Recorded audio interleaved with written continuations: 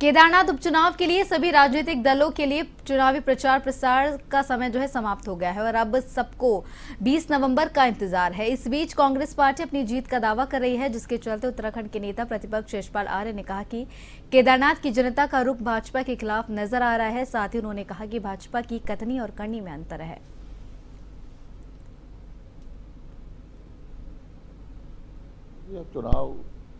आज चुनाव प्रचार थम चुका है और 20 तारीख को मतदान होना है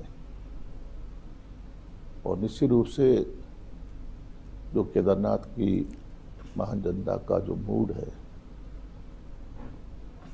और जो माहौल है भाजपा के खिलाफ है और स्पष्ट रूप से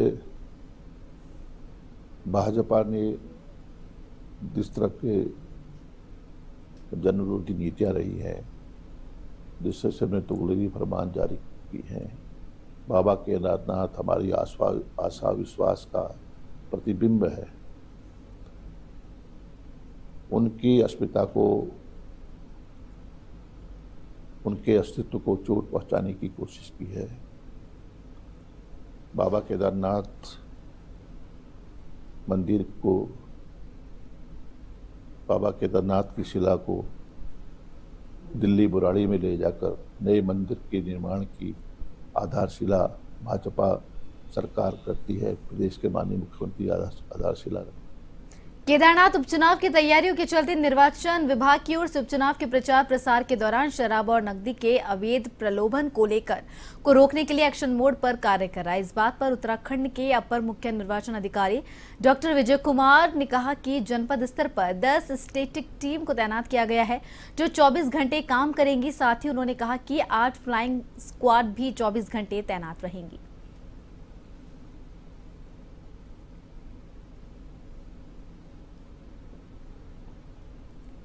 निर्वाचन प्रक्रिया के दौरान सही ढंग से निर्वाचन की कार्यवाही को संपन्न कराने के लिए जनपद स्तर पे 10 स्टैटिक सर्वेलांस टीम तैनात किया गया है, जो 24 घंटे कार्य करेंगे। इसके अलावा फ्लाइंग स्क्वाड का संख्या भी 8 निर्धारित किया गया है, इनको भी 24 घंटे के लिए तैनात किया जाएगा। साथ में लिकर के सेल्स को देखने के लिए लिकर मॉनिटरिंग टीम भी तैनात किया जाएगा और जो अतिरिक्त व्यय खर्चे के लिए जो है निर्वाचन आयोग के द्वारा एक्सपेंडिचर ऑब्जर्वर भी जो है जनपद में तैनात किए गए, जो भी सभी कार्यों का। केदारनाथ उपचुनाव में भाजपा और कांग्रेस के बीच आरोप प्रत्यारोप का दौर जारी है। पूर्व मुख्यमंत्री हरीश रावत ने भाजपा पर चुटकी लेते हुए बड़े झूठे वालू पार्टी कहा। दूसरी ओर हरिद्वार सांसद त्रिवेंद्र सिंह रावत ने पलटवार करते हुए कहा कि जैसा कोई स्वयं होता है वैसा ही उसे हर कोई दिखाई देता है। उन्होंने कहा कि हरीश रावत को अपनी पार्टी में फैली गंदगी को देखे और हमारी चिंता न करे।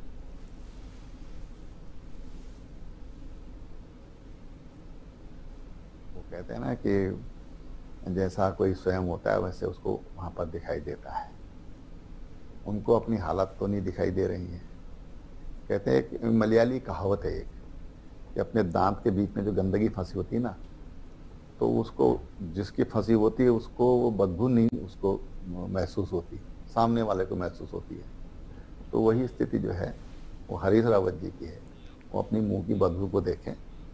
और देहरादून की दून पुलिस ने शहर के विभिन्न क्षेत्रों में चेकिंग अभियान चलाया। इस दौरान थाना क्षेत्रों में वाहन चालकों की एल्कोमीटर के माध्यम से चेकिंग की गई। चेकिंग के दौरान पुलिस ने पिछले 3 दिनों में शराब पीकर वाहन चलाने वाले 156 व्यक्तियों को गिरफ्तार किया है।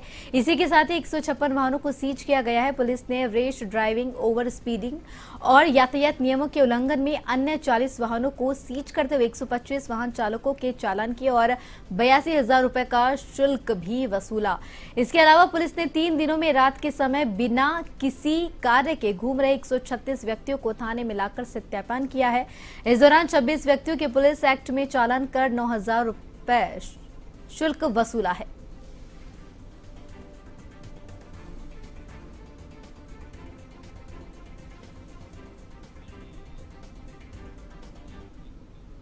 सौरभ जोशी से 2 करोड़ रुपए की रंगदारी मांगने के मामले में नैनीताल पुलिस ने एक आरोपी अरुण को हल्द्वानी से गिरफ्तार किया है।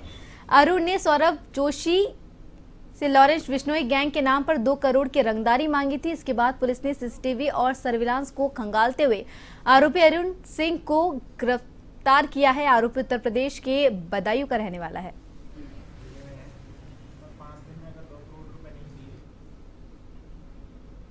देखिए, उत्तराखंड के फेमस यूट्यूबर सौरव जोशी को एक धमकी आई जिसमें उससे कुछ पैसे की मांग की गई और पैसा नहीं देने पर उसको और उसके परिवार को खतरा पहुंचाने की भी धमकी दी गई थी।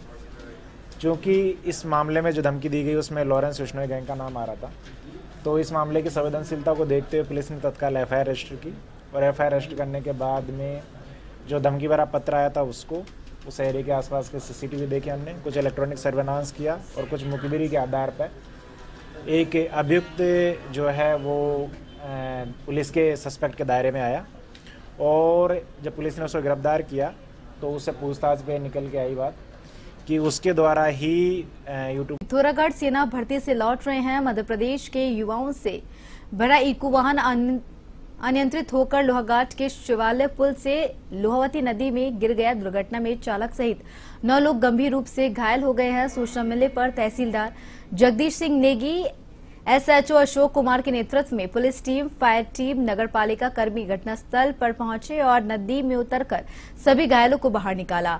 सभी को उपचार के लिए जिला चिकित्सालय चंपावत भेज दिया गया है। वाहन चालक पिथौरागढ़ का निवासी है और सभी 8 घायल मध्य प्रदेश के रहने वाले हैं।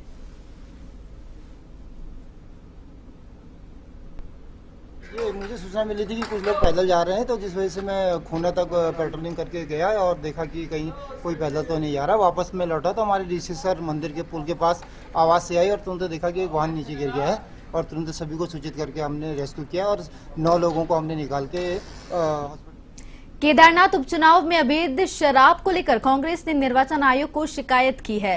कांग्रेस के प्रतिनिधि मंडल ने मुख्य निर्वाचन अधिकारी को ज्ञापन सौंपकर इसकी शिकायत की है। कांग्रेस नेताओं ने पूरे मामले की जांच कर सख्त कार्रवाई की मांग उठाई है। कांग्रेस का आरोप है कि रविवार रात बीजेपी नेता की गाड़ी में शराब पकड़ी गई, लेकिन उस पर किसी भी तरह की कोई कार्रवाई नहीं की गई है।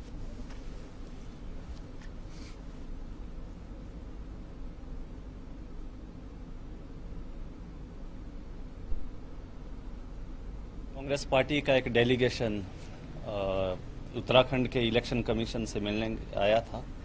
हमारा मुद्दा केदारनाथ उपचुनाव जो चल रहा है उसको लेकर जिस तरह से भाजपा और सरकार, पुष्कर सिंह धामी जी की सरकार जिस तरह से कोड ऑफ कंडक्ट का खुला उल्लंघन कर रही है, वो सरकारी मशीनरी का दुरुपयोग कर रही है, खुला शराब बंट रहा है, पैसा बंट रहा है, साड़ियाँ बंट रही है, ढोल मंजीरा बंट रहा है और उनकी भाजपा के पदाधिकारियों की गाड़ियों में और सरकारी गाड़ियों में ये चीजें बंट रही है, खुलेआम बंट रही है। इसको लेके हम इलेक्शन कमीशन ऑफ इंडिया से, इलेक्शन कमीशन ऑफ उत्तराखंड से मिले थे।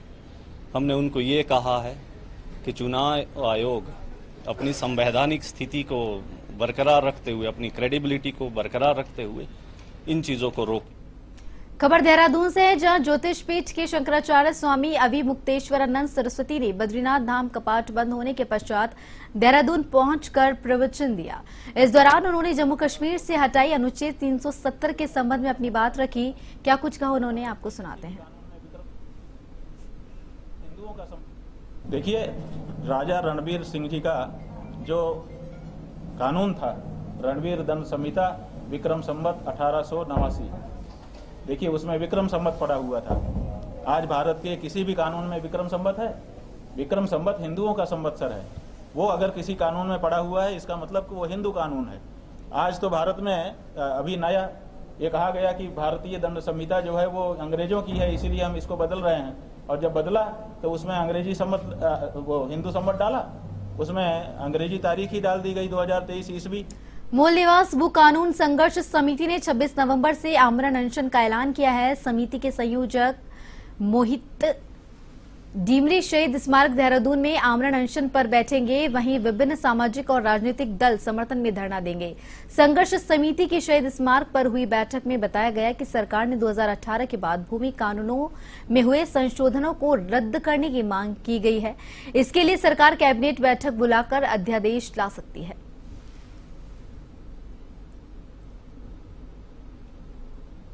भर में भूमि कानूनों के प्रावधानों के उल्लंघन के करीब 430 मामले अभी तक सामने आए। इनकी संख्या भी और भी हो सकती है।